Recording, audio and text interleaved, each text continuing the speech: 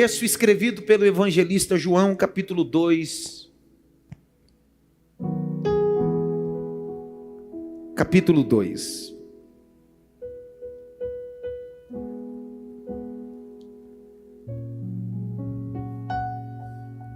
João, capítulo 2.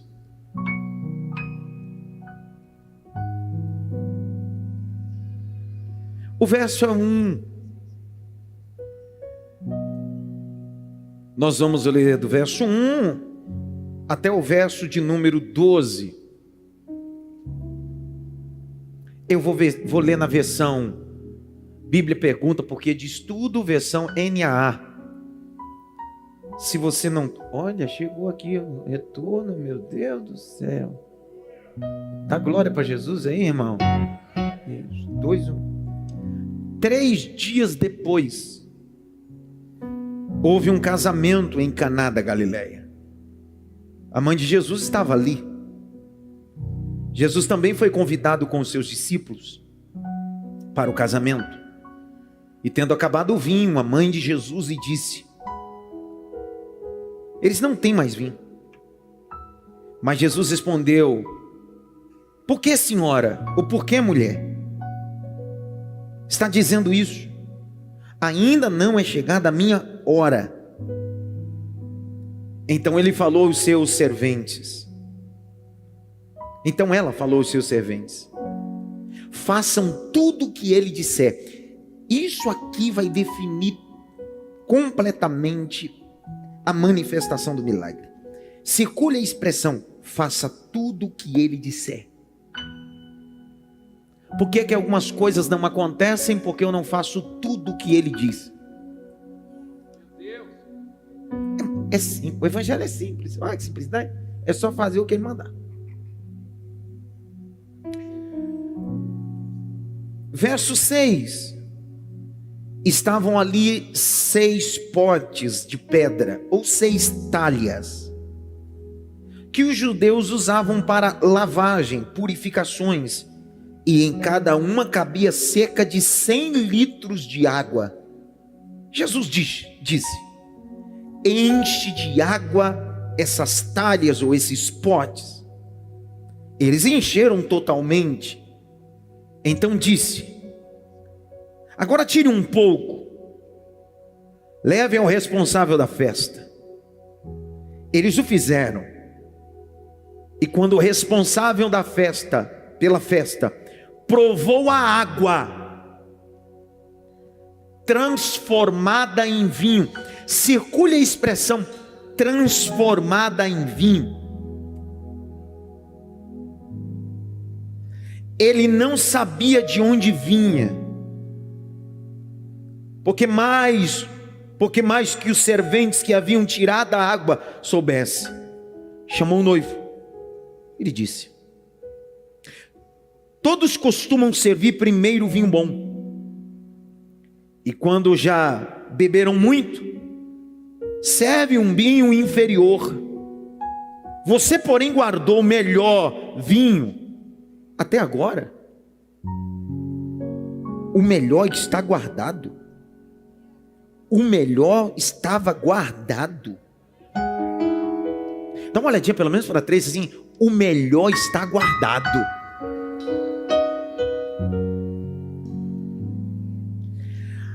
Assim, em Caná da Galileia, Jesus deu início aos seus sinais, aos seus milagres.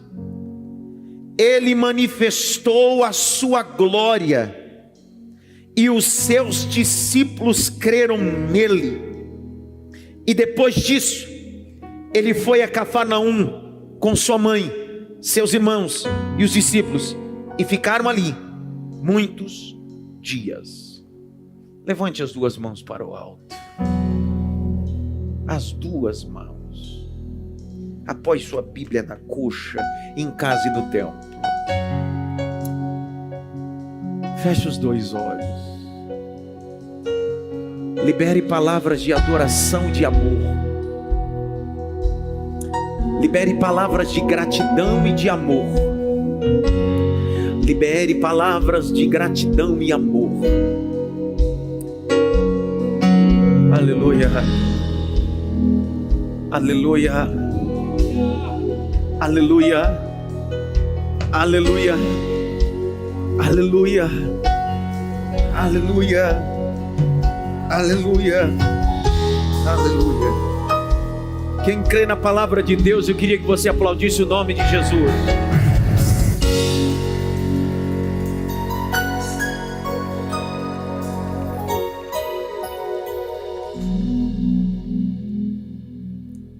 Durante 35 semanas ininterruptas, estaremos juntos aqui fazendo exposição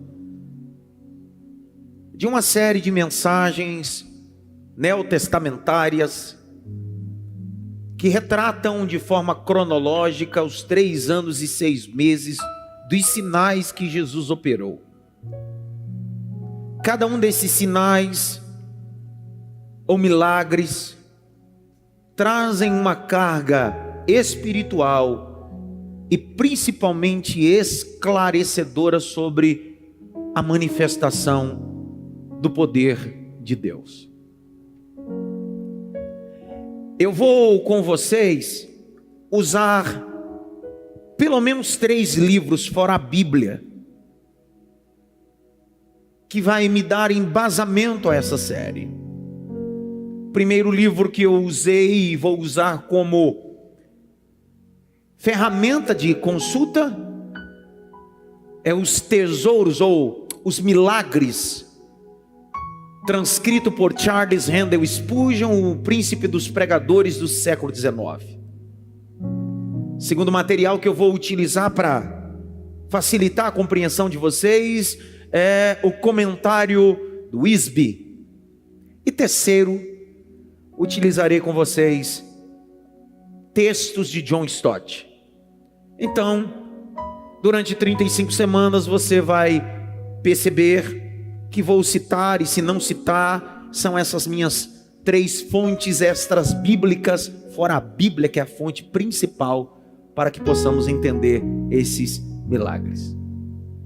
Uma das coisas que eu preciso inicialmente dizer a vocês é que os livros apócrifos ou contos apócrifos, o que são apócrifos não inspirados, relatam que Jesus operou milagres que são contos como ressuscitar um passarinho. Certamente você já deve ter assistido esse filme e esse relato. Isso não é bíblico. E aí você deve estar me perguntando, muitas coisas não estão na Bíblia, mas de fato aconteceram. Verdade, verdade mesmo.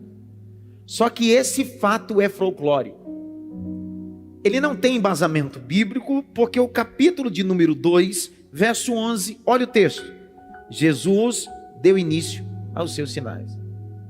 Isso já desconstrói qualquer tipo de coisa ou relatada, pseudo-relato de um milagre que não aconteceu. Jesus inicia seus milagres a partir desse. Então, antes da transformação de água e vinho, Jesus não operou nenhum milagre. Jesus não realizou nenhum milagre. O milagre começa aqui e é a primeira coisa que a gente precisa entender. Dos 35 milagres, 7 deles foram relatados por João, nesse livro. João, conhecido como o amado, repita comigo, o amado. Não, mais alto, o amado. O amado João decide relatar ou transcrever dos 35, 7. O primeiro milagre que ele relata dos 7 é esse, que é um milagre feito em secreto, porque a transformação de água em vinho foi feita em secreto. Só os servos, Jesus e Maria. Só quem estava nos bastidores viu, contemplou o milagre que Jesus fez. Só que de forma cronológica, o último milagre que João decide relatar de 7 está no capítulo 11, que é um milagre que Jesus ressuscita seu amigo Lázaro, e é um milagre público. É tão estrondoso e glorioso esse milagre que Jesus opera no capítulo 11, que o povo de Jerusalém sai de Jerusalém e vai para aldeia de Betânia para contemplar. E aqui meu coração se enche, porque a Bíblia é feita de detalhes. A Bíblia é feita desses pontos que vão se entrelaçando e se torna literalmente uma coxa, que você consegue contemplar e dizer bem assim: agora entendi o que João está dizendo dentro dos 35 milagres que ele relata 7, e o primeiro é no secreto e o segundo é no público. Ele está dizendo bem uma coisa: se hoje Deus operar no secreto, tranquilo, mas amanhã ele pode operar no público e ele continua sendo Deus. Essa é a beleza de Deus. Essa é a beleza da gloriosa manifestação de Deus. É o texto de 1 Pedro 4,10, quando o apóstolo Pedro diz que segundo a multiforme graça de Deus, é o mesmo Cristo do capítulo 2, é o mesmo Cristo do capítulo 11. No capítulo 2 ele está fazendo em secreto, no capítulo 11 ele está com todo mundo em Betânia e está gritando: tira a pedra, porque o que eu vou fazer vai abalar a aldeia, vai abalar a cidade, vai abalar todo mundo. Então fica tranquilo, durante esses 35 dias aqui, Deus vai operar no secreto, vai operar no público. Estou liberando, hein? Deus vai operar no secreto e Deus vai operar no público. Mas o bom de tudo é que Ele é Deus no secreto, Deus no público. Então nós precisamos ter maturidade de entender essa multiforme manifestação de milagre de Deus. Não coloque a manifestação de Deus dentro de sua caixinha religiosa, determinando como Deus tem que fazer. Deus está dizendo: eu atuo no secreto e atuo no público. Eu faço uma coisa micro e faço uma coisa macro. Eu sou Deus. Eu curo uma mulher com febre, mas eu ressuscito um homem que está morto depois de 4 dias. Quem valoriza não é você que está externamente, é quem viveu o milagre. Para quem nunca recebeu o toque estando com febre, não sabe o valor que tem, mas alguém que está com febre sabe o poder do toque de Jesus. É essa a ideia. Os milagres falam disso. São experiências, são manifestações. Grite bem alto: manifestações. Eu queria que você fizesse isso, por favor. Se você sentir à vontade, se não sentir, não precisa também. Levante sua mão direita assim. Eu queria que você fizesse isso, falasse e fizesse isso, se você sentir à vontade, claro. Batesse pelo menos em 3 mãos e dissesse bem assim: você vai viver milagres extraordinários.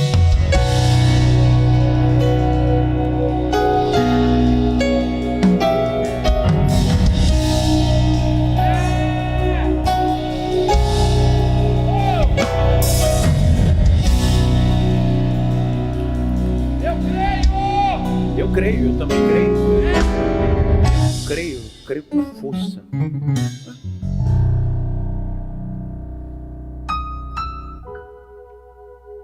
Só que acompanhe comigo, deixa o texto aberto, caneta.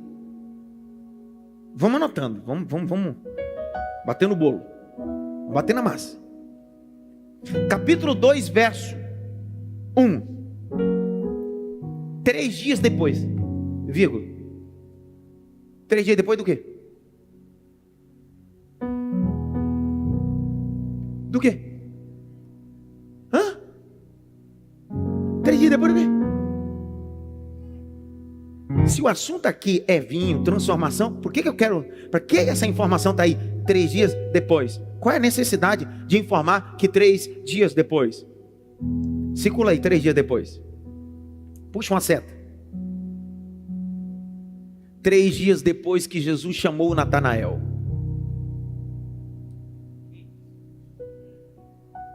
O que João está dizendo é: existe um cronograma do céu. Não é bagunçado. Que raiva que me dá.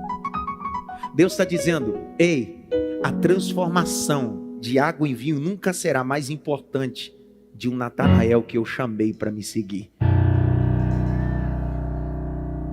Porque parece que a gente vai desvalorizando a maior experiência, que é trazer pessoas para o reino. Olha só que coisa maravilhosa. Quem era Natanael? Como isso aconteceu? Eu tenho um estudo que eu falo sobre os achados por Cristo. Olha lá o capítulo de número 1. Volte um capítulo.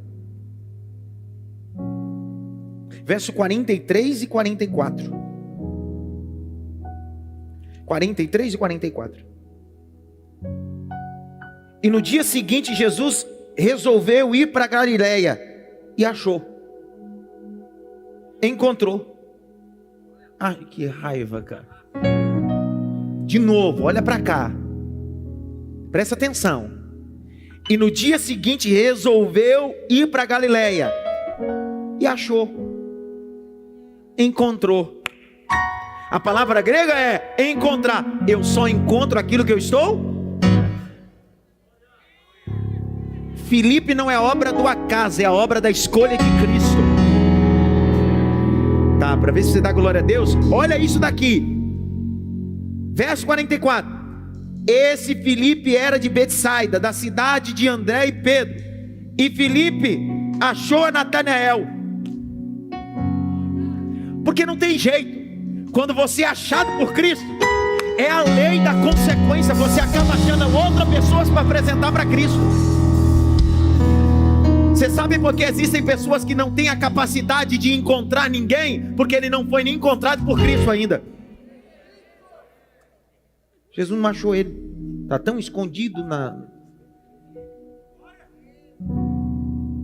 Vou ler, olha lá. 44, olha o texto. Esse Filipe era de Betsaida, da cidade de André e Pedro. Filipe encontrou a Natanael e disse: achamos. Achamos aquele a quem Moisés escreveu na lei. Por favor, presta atenção.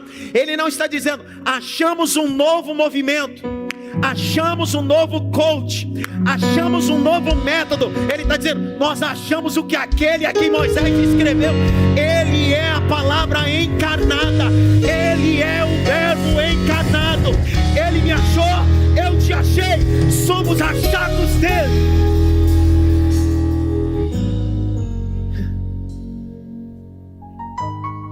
E Filipe encontrou Natanael e disse: achamos aquele a quem Moisés escreveu na lei, a quem se referiu os profetas, Jesus o Nazareno, filho de José.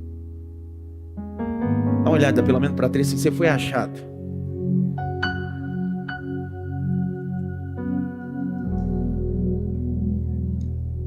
Então vamos recapitular. Crítica textual. Crítica textual. O capítulo de número 2, verso 1, começa dizendo assim: 3 dias depois que um homem foi achado. Então você não vai viver transformação de água para vinho se você não for achado por Cristo. Será que eu estou pregando para 6 ou 7 pessoas? Vou falar de novo, de repente. Pastor, eu vim aqui porque hoje Deus vai transformar meu casamento, minha vida econômica, de água para vinho. Não. Antes dele transformar, ele precisa te achar. Ele precisa te achar, porque a água e o vinho é mais importante do que você. É você que ele quer. Você, ele quer você.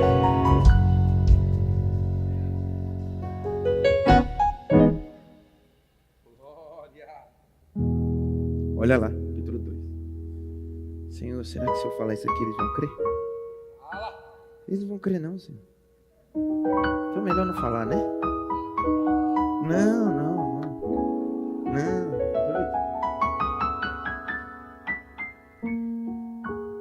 João Batista batizava no Jordão, sim ou não? João Batista tinha discípulo? Ninguém sabe mais. Eu sei lá se João Batista tinha discípulo. Eu nem sei nem mais quem é João Batista, pastor. Claro que tinha discípulo. Porque antes de Jesus, todo homem tinha discípulo. Depois de Jesus, o homem faz discípulo a Cristo. Então alguém que está aqui essa noite, eu me assistindo, dizendo assim: meu discípulo, você não tem discípulo nenhum, tudo é de Cristo. Por isso que o apóstolo Paulo diz: sejam meus imitadores como eu sou. Você não tem discípulo, porque o modelo exato é Jesus Cristo. Olha o capítulo 1, verso 35. No dia seguinte, João estava outra vez na companhia de 2 dos seus, e vendo que Jesus passar, diz: eis o... Pega essa. Quem sabe o que é no reino não tem preocupação de apontar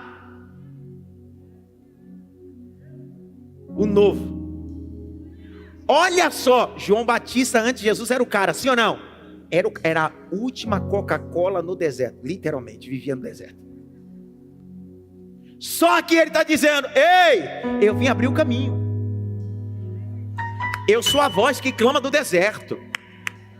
Vai se manifestar um que é maior do que eu, logo, logo.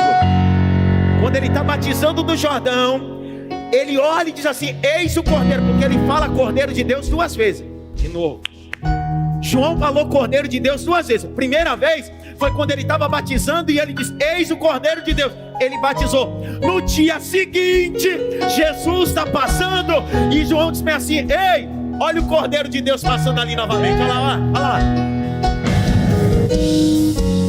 O que João está dizendo é: antes vocês poderiam me seguir, agora eu não sou mais padrão, é um novo tempo. Eu batizo com água, mas esse aí batiza com o Espírito Santo e fogo.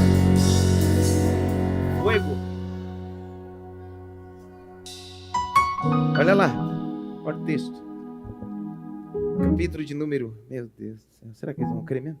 Vai, vamos lá. Verso 30: eis aquele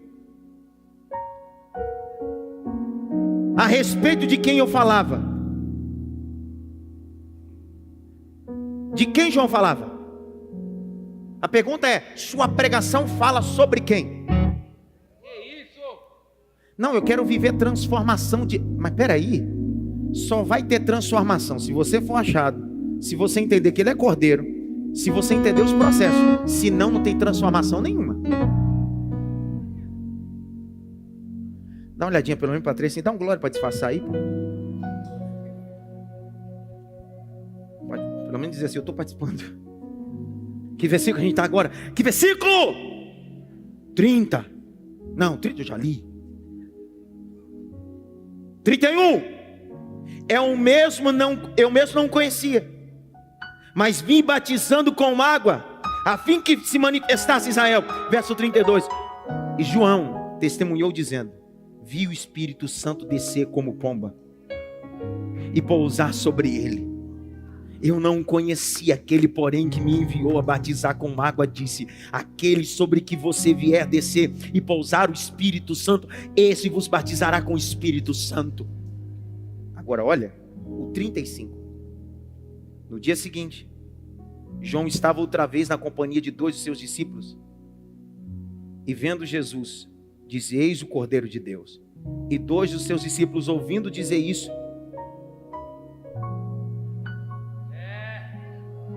glória a Deus. Não. João Batista é o símbolo da lei. Do ciclo, ele é o símbolo da lei. Ele está dizendo mais ou menos assim, numa linguagem como Charles Swindoll diz: ele representa a religiosidade, mitzvot, a lei mosaica, o sistema antigo. Ele está dizendo: ei, quando Jesus se manifesta, você sai do sistema religioso e você começa a seguir o Cordeiro de Deus. Por que o Cordeiro? Você não dá glória, agora eu te pego. Porque é o Cordeiro de Deus que tira o pecado do mundo. Porque em João Batista, o Cordeiro não tirava o pecado, o Cordeiro cobria o pecado. Mas quem segue Jesus, o sangue do Cordeiro não cobre de pecado. O sangue do Cordeiro tira todos os pecados. Por isso que enquanto você está em Cristo, toda vez que você está em Cristo, o diabo não pode lhe acusar, porque o prefixo grego em dentro dele. De novo. Prefixo grego dentro dele. Se você está em Cristo. Por isso que Paulo vai dizer aos romanos: aqueles que estão em Cristo, nova. Essa é a ideia, você está nele, dentro dele, vestido dele. É a mesma coisa que diz em Apocalipse, acho que é o capítulo 12, eu estou ruim de memória hoje. Apocalipse 12 diz: eis que eu vi uma mulher vestida de sol, e debaixo dos seus pés havia uma lua. É aí mesmo, tá vendo? Que isso? Grite bem alto: uma mulher vestida de sol. Dá para imaginar uma mulher vestida de sol? Isso é figura de linguagem. De forma literal é Israel, de forma figurativa é a igreja. Porque a dupla interpretação, literal Israel, figurativa igreja. E como igreja, Deus está dizendo assim: você é a mulher vestida de sol.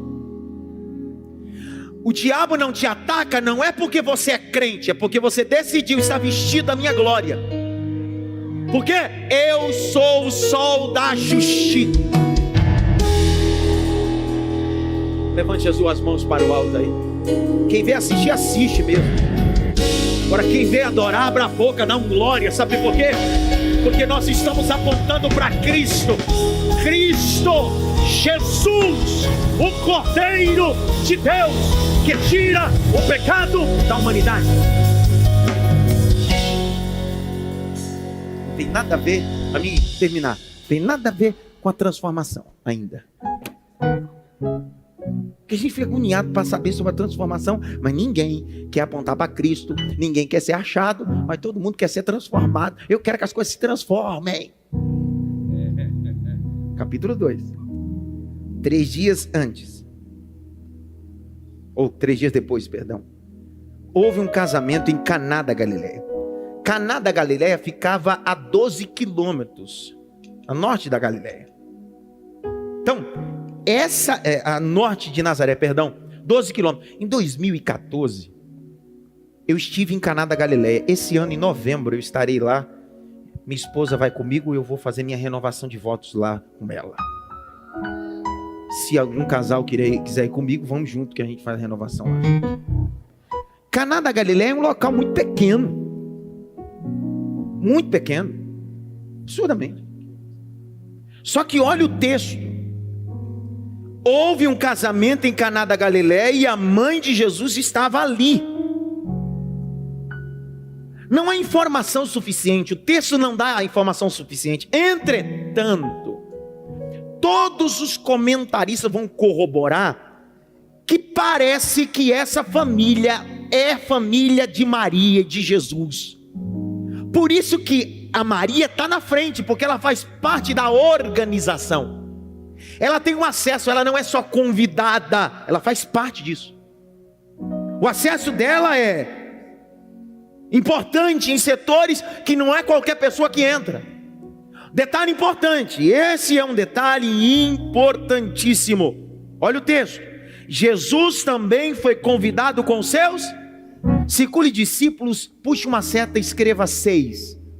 Porque no capítulo 1 Jesus só tinha 6 discípulos. Não olhe esse texto como os 12. Não olhe esse texto como 12. Olhe esse texto, se você olhar o cronograma ou a cronologia bíblica, Jesus e 6. Pergunta que não quer calar, muitas das vezes, no nosso coração, é o seguinte: Jesus foi convidado para essa festa. Convidado por quê? Qual é a maior finalidade de convidar Jesus para essa festa?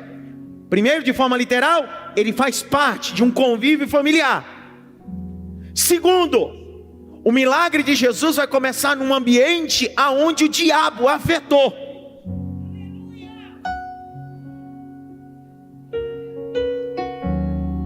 Cá para nós. Ô Carlos, você não deu um glória até agora. Vou lhe dar a oportunidade. O que é mais impactante? Transformar água em vinho ou ressuscitar um cara depois de 4 dias? Sim ou não? O que é mais impactante? Não é ressuscitar um cara em estado de putrefação, fedendo e etc, em decomposição? Cara, isso é mais impactante, sim ou não? Só que Jesus não está preocupado em impactar você, Ele está preocupado em restaurar coisas.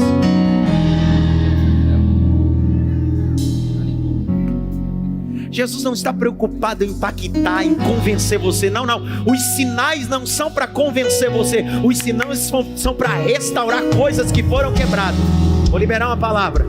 Jesus poderia dizer bem assim: eu vou começar um milagre ressuscitando Lázaro.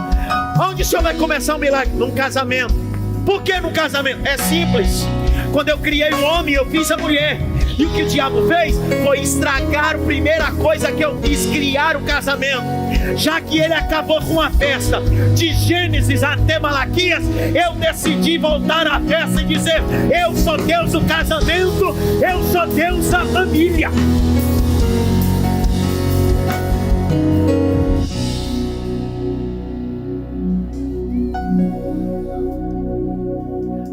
Deus está restaurando a instituição familiar.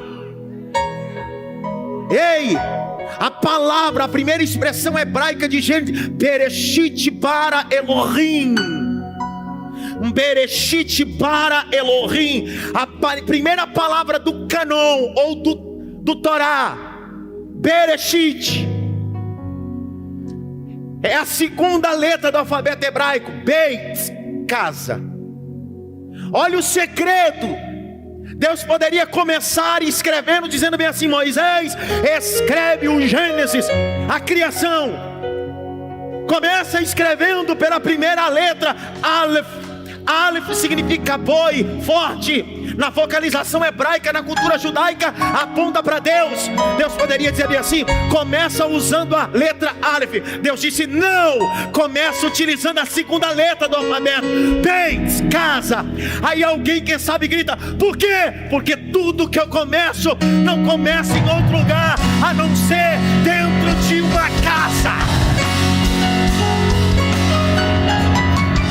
Você pode ser bom aqui no púlpito e um lixo em casa. Sabe o que você faz? Entrega a tua credencial, entrega teu cargo, porque teu ministério não começa aqui, teu ministério começa em casa.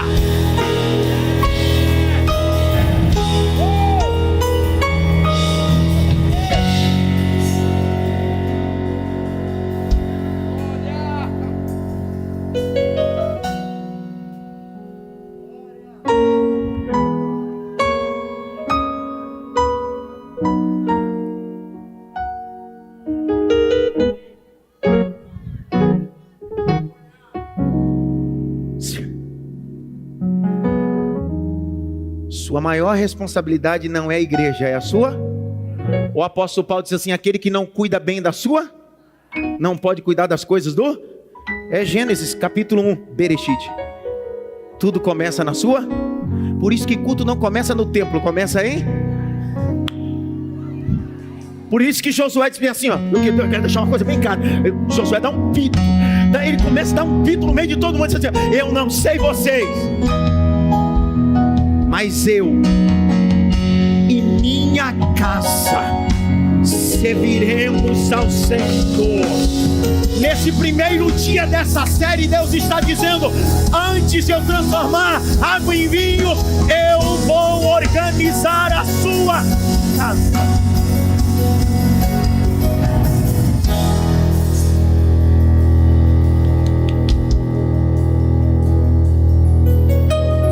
Por isso que dentro dos textos judaicos, etimológicos, na vocalização, quando Jacó no capítulo 28 tem uma visão e ele acorda, o texto diz que naquele sonho ele vê uma escada, antes que sobe e desce, tem uma pedra que ele transforma em travesseiro, quando ele levanta, transforma em altar, e depois do altar ele diz: esse lugar não será outro lugar senão o quê?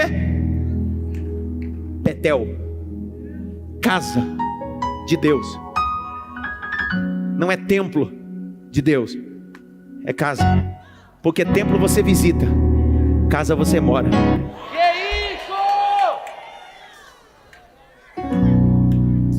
Terminei. Pega. Esse negócio de água e vinho para outro dia. Grite bem alto: eu preciso ser achado e arrumar minha casa. Eu sei que você gosta desses profetas que dizem: tem um anjo indo na sua casa e arrumar a tua casa. Tem não. Tem não. Tem nem anjo nenhum indo arrumar a sua casa. A casa é tua, te vira. Pastor, mas que é isso? Ele não pode? Ele pode, mas não faz. Porque isso não faz parte do atributo de Deus, do caráter moral de Deus. Ele não vai fazer uma coisa que compete a você. Ninguém fala nada. Em Lucas 15, quem perdeu a moeda? Quem varreu? Quem acendeu? Quem achou? Então pare de terceirizar aquilo que é você que tem que fazer. Feliz ano novo! Feliz ano novo. Dá uma olhadinha pelo menos para 5, dizer feliz ano novo para você, viu? É ano de Ageu. Arruma a casa.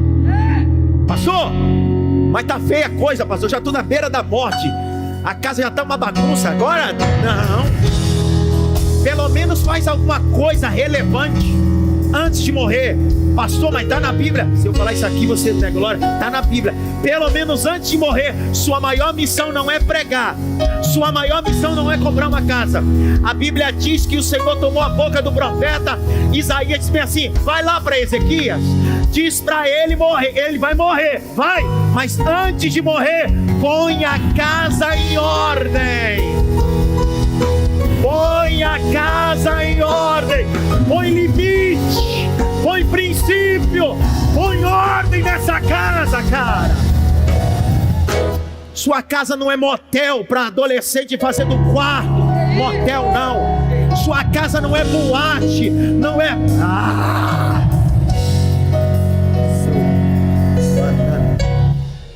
Ele veio!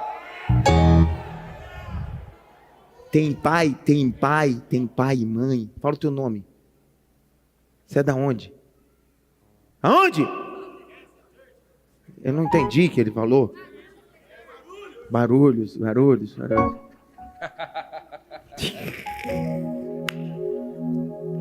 Tem pai e mãe que os adolescentes, os filhos, trocaram o nome deles.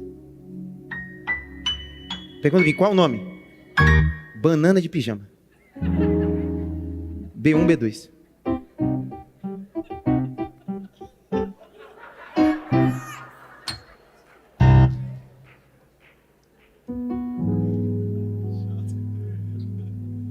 Por isso que você anda contratando, ligando, dando oferta para um monte de profeta fazer campanha na tua casa. Porque o maior profeta da tua casa tem que ser de fora, ao invés de você. Vai dar problema. É o primeiro dia, já que você não vai vir mesmo mais, então eu vou falar tudo. Vai vir.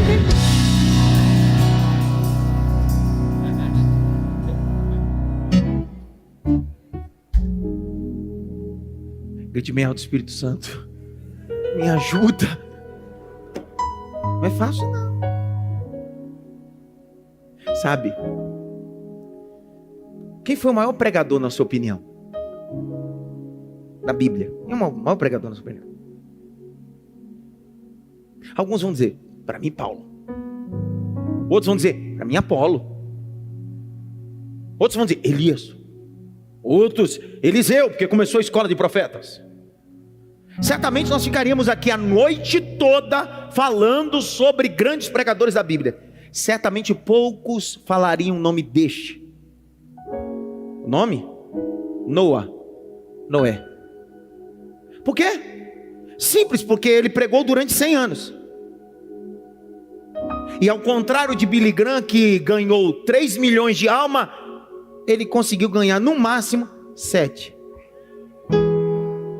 Qualquer um que tem a crise da numerolatria, resultado de números grandiosos, diria bem assim: esse Noé não é um bom pregador. 100 anos só ganhou a mulher, os 3 filhos e as 3 noras.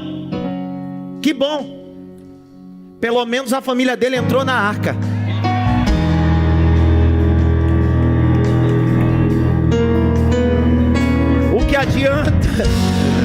O que adianta ganhar o mundo todo, cara, e perder a coisa mais importante, que é a tua família, cara? Levante a tua mão para o alto. Quem está feliz pela palavra, dá glória aí. Quem está feliz pela palavra, dá um aleluia aí. Pelo menos 10 segundos celebre a poder na palavra.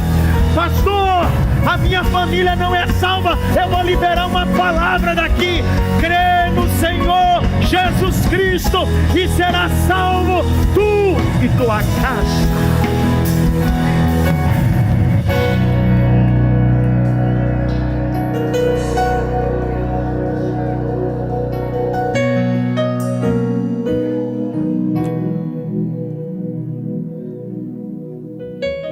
Oh, meu Deus.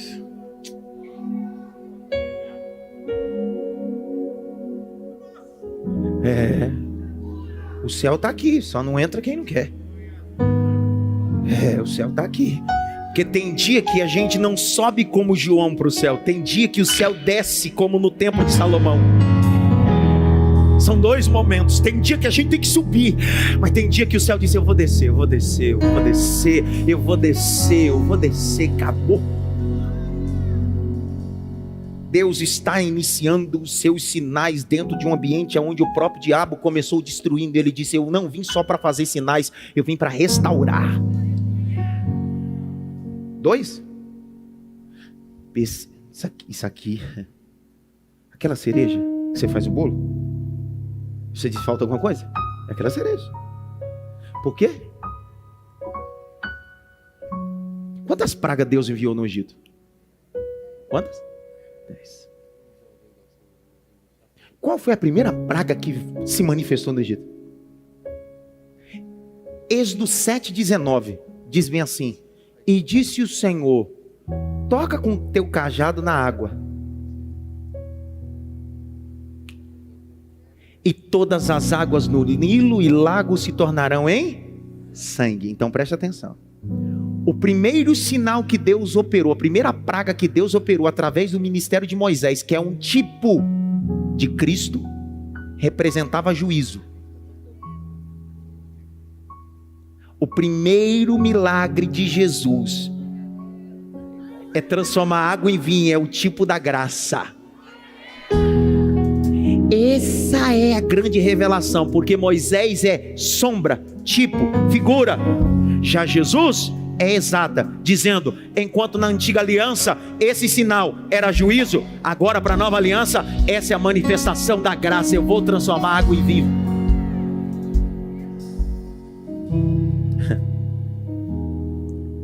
Olha o capítulo 2. Está todo mundo lá festejando. Sabe o que a cultura judaica vai dizer? Se você puder anotar, isso é importante. Isso é um midrash. Cultura judaica. Você sabe que dia que a virgem deveria casar? Seguindo o cronograma do calendário devido ao Shabat. A virgem casava na quarta-feira. E a viúva que havia perdido o marido e tinha a opção de casar novamente, casava na quinta.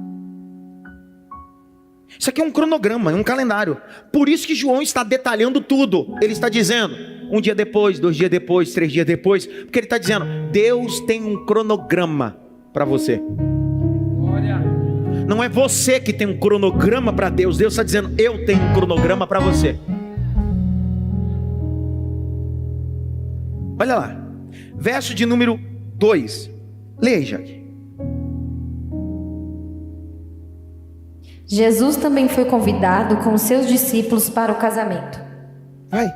Tendo acabado o vinho, a mãe de Jesus lhe disse: eles não têm mais vinho. Mas Jesus respondeu: por que a senhora está me dizendo isso? Ainda não é chegada a minha hora. Presta atenção. Jesus disse: mulher! Eu já vi gente pegar essa expressão dizendo assim: Jesus está colocando Maria no lugar dela. Não. Outro dia eu vi um pregador empolgado, porque a gente se empolga. O Fausto se empolgou, todo mundo se empolga. Meu Deus. Chama Jesus de Genésio. Diz: olha, no céu vai ter uma roda escandescente, escamofobia. A gente se empolga às vezes. E ele empolgado. Diz: quando Jesus abriu a boca, diz: mulher! Jesus está dizendo: eu sou Deus, tu é carne. Ó. Não. Isso é cultura judaica. Era normal um homem, após a comemoração do Bar Mitzvah, não chamar mais a mãe por a expressão mãe, mas mulher, viril, que produz. A primeira mulher da Bíblia teve 3 nomes. Quantos nomes? Eva foi um. O primeiro nome dela foi Adão. E o terceiro foi mulher.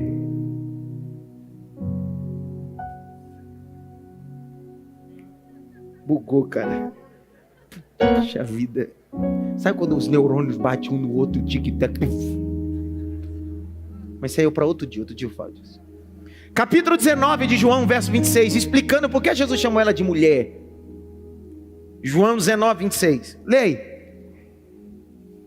Vendo Jesus a sua mãe e junto dela o discípulo amado, disse: mulher, eis aí o seu filho. Nunca foi uma expressão pejorativa, sempre foi uma expressão cultural judaica. Olha o capítulo 20, verso 13, do mesmo livro. Abre aí. Então eles perguntaram: mulher, por que você está chorando? Não é uma expressão ao léu, mal educada, é uma expressão cultural. Jesus olhou para ela e disse: mulher. O teor da mensagem está na parte B, quando ele diz: não é chegado a minha hora. Por que Maria está dizendo para Jesus a necessidade? Porque só Maria sabia que o que ela gerou não era natural, era do Espírito. Maria sabia que quando nasceu, não nasceu qualquer coisa, nasceu o Filho de Deus de dentro dela. Maria sabia que a criança crescia em estatura, graça e conhecimento, mas era o Deus encarnado. Agora, ele acabou de ser batizado aos 30 anos de idade. Foi Maria também que viu o Espírito descer. Ela disse: agora é a hora, agora é a hora. Só que Jesus está dizendo para ela assim: mulher, aquieta um pouquinho. Quem determina a hora não é você, sou eu. Vou falar de novo: quem determina a hora não é você, sou eu.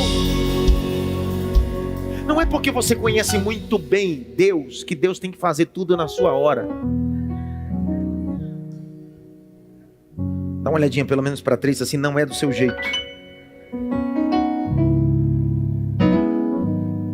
Não é do seu jeito.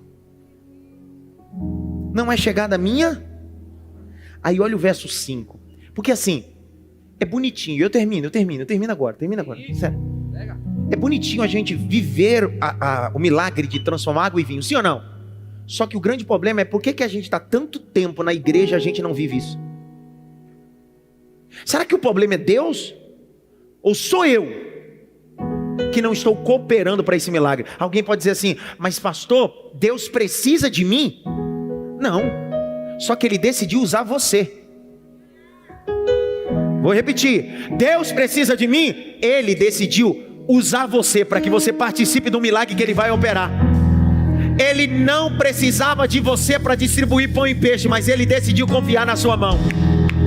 Ele não precisava de você para ressuscitar Lázaro, mas Ele decidiu: tira a pedra. É isso que Ele está dizendo. Eu não preciso de você, mas eu decidi te colocar no pacote para que você viva um milagre comigo. Vamos lá, Renê. O que é mais difícil? Nomear ou criar? O que é mais difícil, Renê? É criar esse copo ou dar nome para esse copo? Criar, sim ou não? É Deus dizendo. Deus está dizendo: ei, eu não preciso. O mais difícil eu faço. Eu criei céus e terra. Eu disse para os mares: produza peixe. Eu disse para a terra: produza animais. Mas eu disse: Adão, nomeia, faz o mais fácil, porque o mais difícil eu já fiz na sua vida.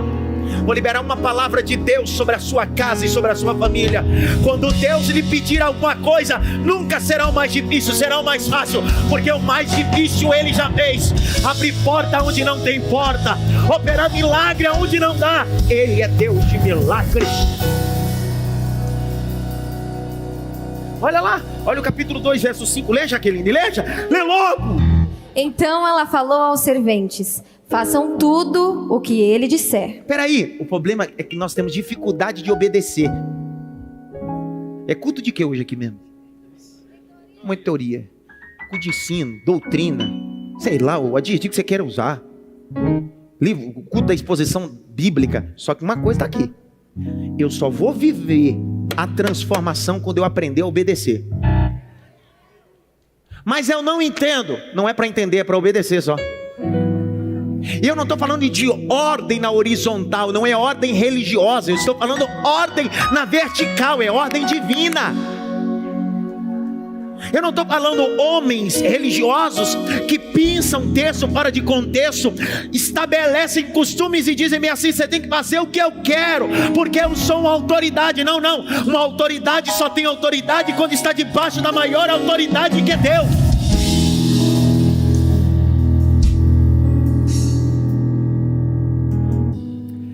O ambiente da festa só viveu a transformação porque Jesus decidiu incluir pessoas com o coração para servir.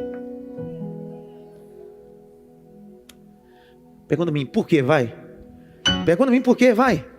Presta atenção, cara. Você não deu glória, eu vou falar de novo para ver se dá um glória agora. Ali não é uma festa? Quando você fala de festa, você vai para uma festa, qual é a mentalidade que você sai, Karine? Eu vou para uma festa. Você pensa em, vai fazer o que na festa? Comer. Boca foi feita para quê? Para comer. Eu vou comer. Você senta, né? E fica esperando o garçom. Vamos, meu filho, põe alguma coisa aí para não comer. Quando ele demora, coloca, ei, põe logo isso aí. Eu odeio ir em festa de salgadinho. Eu não gosto de salgadinho, não. Eu gosto de carne, picanha. Eu como porque tem que fazer etiqueta, mas eu não gosto, não. Pastor, o que o senhor está falando? Porque eu quero, você. Tem uns mais brilhantes. Porque eu senti, não senti nada. Eu estou falando porque eu quis. Todo mundo que vai para uma festa vai pronto para o quê? Comer. Só que nem todo mundo que está na festa está para comer. Tem gente que está na festa para servir. Voltando à mensagem que eu preguei domingo. Qual é o seu lugar na festa? Porque se todo mundo comer, quem é que vai servir? E se todo mundo servir, quem é que vai comer? Se todo mundo for pastor, se todo mundo for cantor, se todo mundo for pregador, quem é que vai sentar para ouvir? E se todo mundo for membro, quem é que vai levantar para ensinar? Isso fala de dosar. Há um grupo que senta para comer e há um grupo que se levanta para servir. Vou liberar uma palavra. João capítulo 6, Jesus diz, pede para essa multidão sentar. E agora, vocês 12 servem. São dois níveis. Há um povo que senta para comer e há um povo que sai distribuindo pão, peixe, pão, peixe, pão, peixe. Grite bem alto. Água e vinho. Olha, coisa boa. Faça tudo o que ele disser. Posso fazer uma pergunta? Eu já fiz aqui alguns cultos, mas eu torno a repetir. O apóstolo Paulo diz à igreja de Filipos, capítulo 3, 1 a seguir, diz assim, eu não me canso de repetir a mesma coisa, porque é segurança para vós. Quem sabe você já ouviu isso, mas eu vou repetir de novo. Tudo que você pede, Deus te dá? Sim ou não? Mas deveria.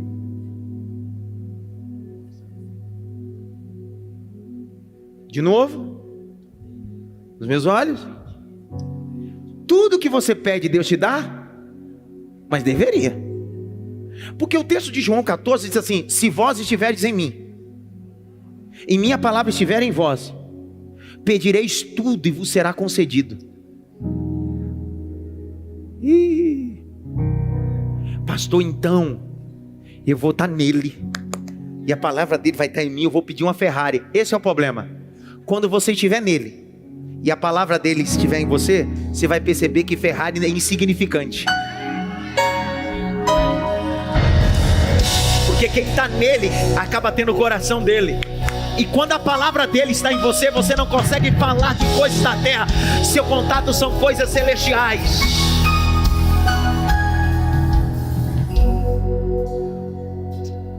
Meu Deus.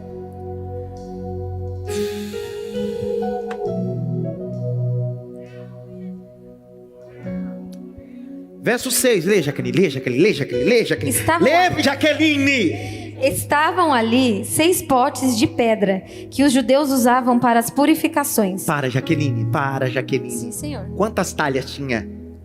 Quantas, Jaqueline? 6. 6. No 6º dia Deus criou o quê? Peguei você agora.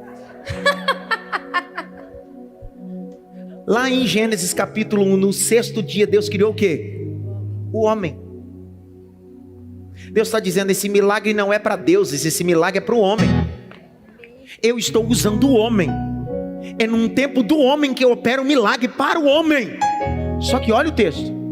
Pega essas talhas e enche.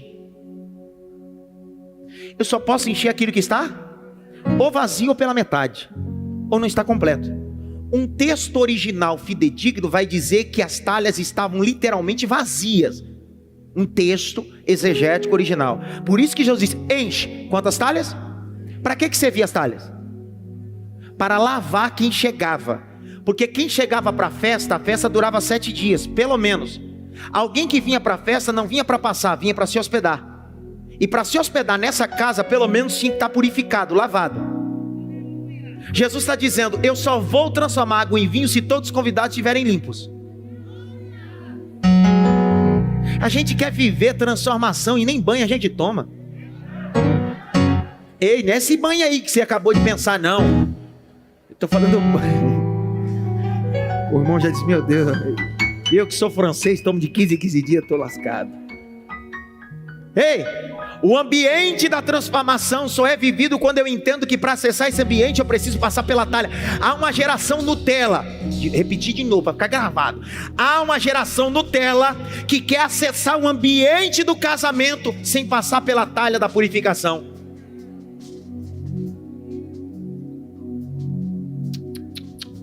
Quer acessar o ambiente do casamento? Lava na talha. De novo, quer acessar o ambiente do casamento? Passa na talha, lava as mãos, lava a cabeça, lava os pés, porque para acessar o ambiente do casamento tem que estar purificado, tem que estar purificado, tem que estar purificado. Jesus transforma a água em vinho em que recipiente?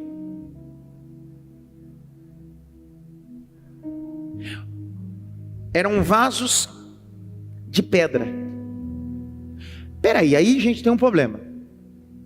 O processo da pasteurização começa em 1862 por um químico francês, físico, Louis Pasteur.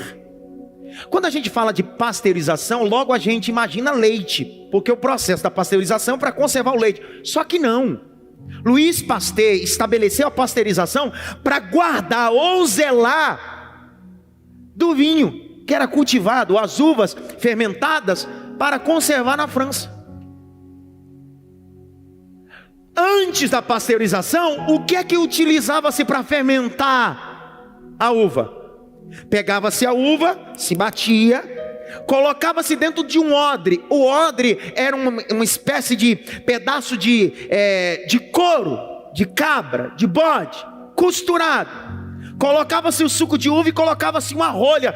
Isso passava pelo processo de que nós chamamos de fermentação. Aquele couro esticava e quando voltava ao seu lugar, deixava de ser suco de uva, virava mosto. Só que aquilo só servia para um processo. Por isso que Jesus disse, não pode derramar vinho novo em odre velho, porque a partir do momento que ele passa pelo processo, não dá para ser utilizado novamente. Pastor, onde o senhor quer chegar? Jesus não está lidando com fermentação aqui, porque se fosse fermentação não seria em talha de pedra. O segredo do milagre não é o teor do mosto, nem o teor da pasteurização, nem tampouco da fermentação. O que Jesus está tratando aqui é de cheiro, de cor e de sabor. De novo, quando o vinho acaba, Jesus olha para um ambiente que não dá para fazer o processo, nem do dia para a noite, ainda que fosse um odre. Jesus disse, pegue esse ambiente que é pedra, porque eu não estou preocupado com fermentação, eu estou preocupado é com sabor. Porque água não tem cheiro, água não tem sabor, água não tem cor, mas no ambiente aonde tem algo que não tem sabor, não tem cheiro e não tem gosto, eu, o Senhor, vou colocar cor, vou colocar cheiro e principalmente vou colocar sabor. Quantos estão comigo? Digam amém. Você precisa olhar o texto nessa perspectiva que eu estou mostrando para você. Porque o que Jesus está apresentando não é a importância da fermentação, ele está apresentando a importância do sabor. Por isso que o mestre Sala prova, e ele diz, que sabor é esse?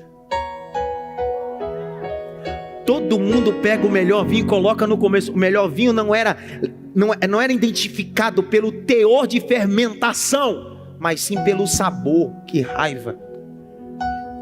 De novo, o que Jesus está dizendo é, eu não estou preocupado com a fermentação, estou preocupado com o sabor.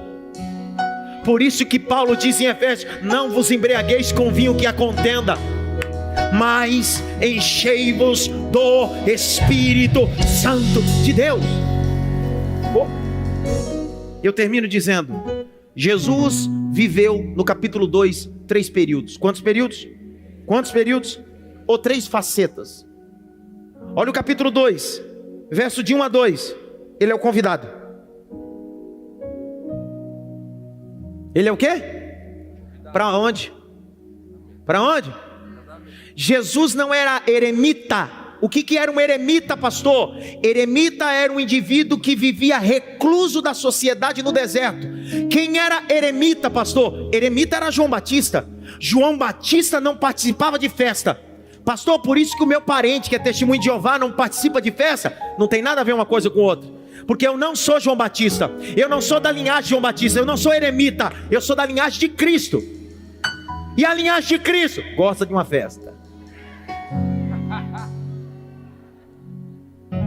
Eu vou ler na Bíblia para vocês verem. Abre aí Mateus, capítulo de número 11, verso 16 a 19. Jesus não era eremita com João Batista. Jesus gostava de uma festa. Oh, festeira. Tinha um churrasco ali. Eu sou assim. Onde tem um churrasco eu vou.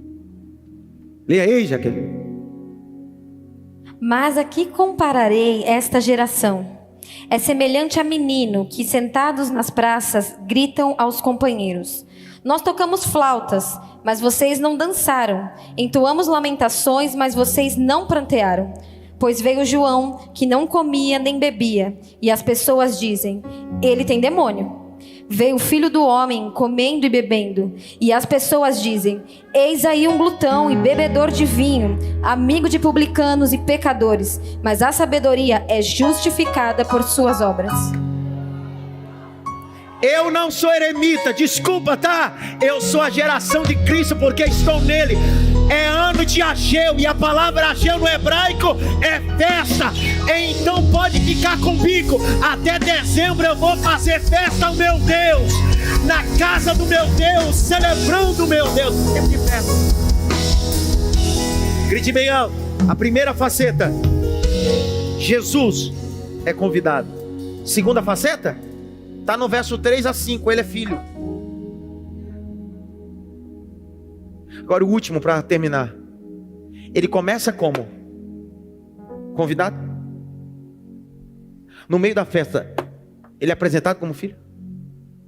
De repente, a festa cai na mão dele.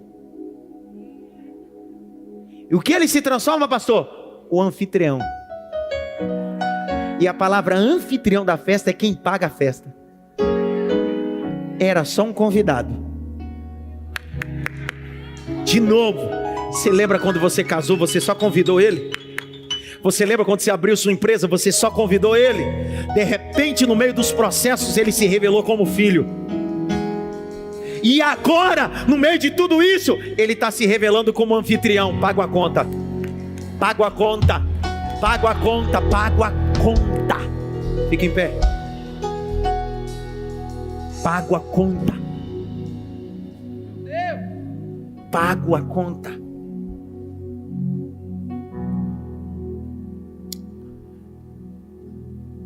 Transformando água em vinho. O mérito disso nunca foi a fermentação. Porque se fosse a fermentação, Jesus não teria utilizado talhas de pedra. A ideia desse primeiro milagre foi cor, sabor e cheiro. Eu coloco cor onde não tem, coloco sabor onde não tem, e coloco cheiro onde não tem. A pergunta que não quer calar: a maioria das pessoas que estavam na festa continuaram na festa e nem perceberam. Tem muita gente que vive na sua festa, mas não sabe os bastidores da sua festa.